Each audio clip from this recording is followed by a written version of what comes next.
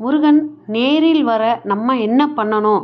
தன்னுடைய பக்தர்களுக்கு பிரச்சனை அப்படின்னு வரும்போது 5 முகம் கொண்ட சிவபெருமான் வருவதற்கு முன்பாக 6 முகம் கொண்ட முருகப்பெருமான் வந்து விடுவார்.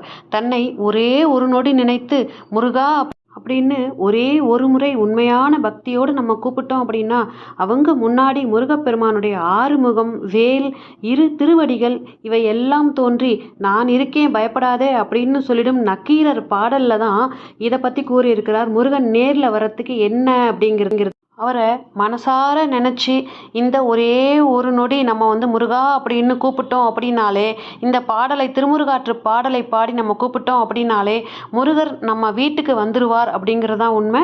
அந்த பாடலை இப்போ நான் உங்களுக்காக சொல்கிறேன். 5 முகம் தோன்றின் 6 முகம் தோன்றும், வெஞ்சமரில் அஞ்சேல் என வேல் தோன்றும், நெஞ்சில் ஒரு கால் நினைக்கின் 2 காலும் தோன்றும், முருகா என்று ஓதுவார் முன்.